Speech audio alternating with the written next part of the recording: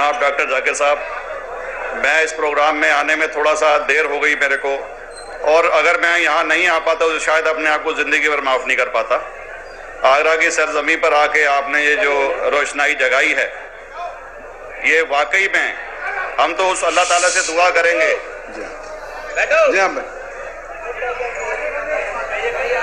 अल्लाह ताला से दुआ करेंगे कि आप जैसे 10-20 और नेक दिल और इतने पढ़े लिखे, इतने इंटेलेक्चुअल आदमी और पैदा करें, जिससे कि जाके आप भारत का कोना कोना, देश का कोना कोना रोशन करें। तहे दिल से स्वागत आपका। मेरा एक छोटा सा सवाल से पहले थोड़ा सा, एक हमारे भी गुरु ग्रंथ साहब के अंदर गुरु नानक साहब ने पूरी दुनिया का चक्कर लगाया, जिसके अंदर मक्का मदीना भी शामिल है। और जैसा कि एक सवाल इससे पहले हो चुका है कि गैर मुस्लिम जो है मक्का मदीना में अलाउड नहीं, या वहाँ का कैंटोनमेंट जो है अलाउ परमिशन नहीं देता। मगर ये तो तय है, आप मानते हैं, इस्लाम मानता है, हम मानते हैं, हमारे ग्रंथों के अंदर दर्ज है। गुरु नानक साहब के 2 चेले थे, एक बाला और एक मर्दाना, एक हिंदू और एक मुस्लिम। मर्दाना की बहुत ख्वाहिश थी कि मुसलमान जब तक पूरा मुसलमान नहीं कहलाने का हकदार, जब तक कि वो काबा का दर्शन ना कराए, तो गुरु नानक साहब उसको लेके और काबा गए। जब गुरु नानक साहब अपने चेलों के साथ में वहां पर पड़े थे, तो सुबह जब मुल्ला जीवन वहां की सफाई करने के लिए आया,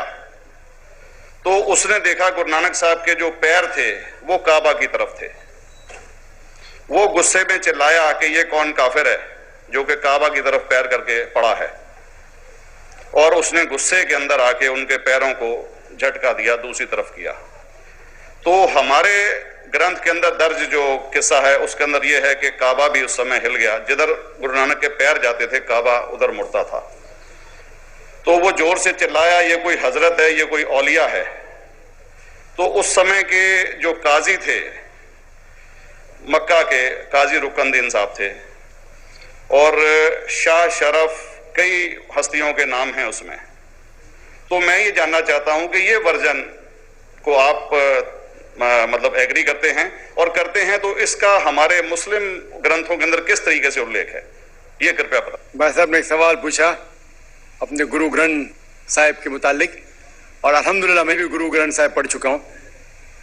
और जिस तरीके से, क्योंकि वक्त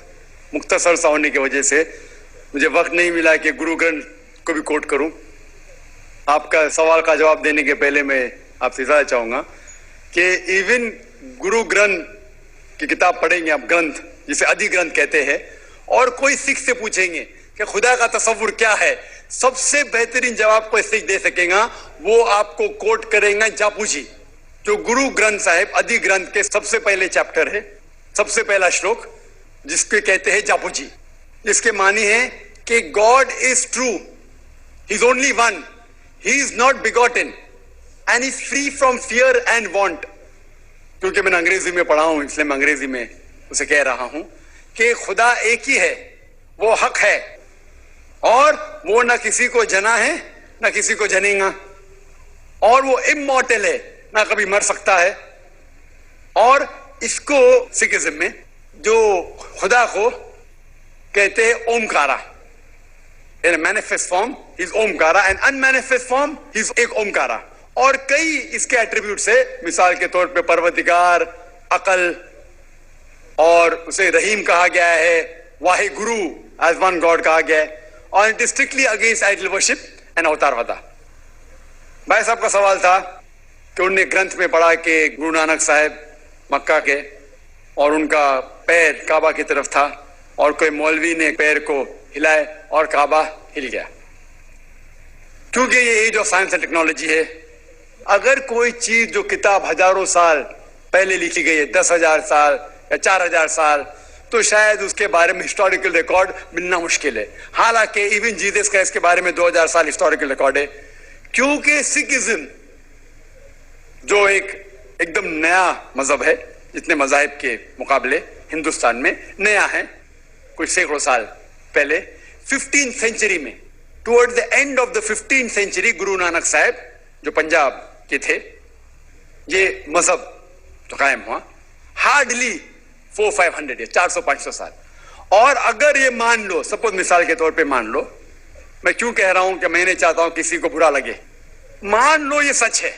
मान लो अगर 400-500 साल पहले अगर ये होता था कि काबा इधर से उधर हिल जाता था, तो हिस्टोरिकल रिकॉर्ड में बिल्कुल लिखा होता था। और कई हिस्टोरिकल रिकॉर्ड में ये नहीं कि काबा हिला इधर उधर,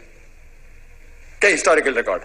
आप देखेंगे। हिस्ट्री इतनी अल्हम्दुलिल्लाह 800-900 साल पहले, 1000 साल पहले जो मुगल ने किए, बिल्कुल लिखा हुआ हिस्टोरिकल रिकॉर्ड में। तो ये कहना कि गुरु नानक साहब वहां गए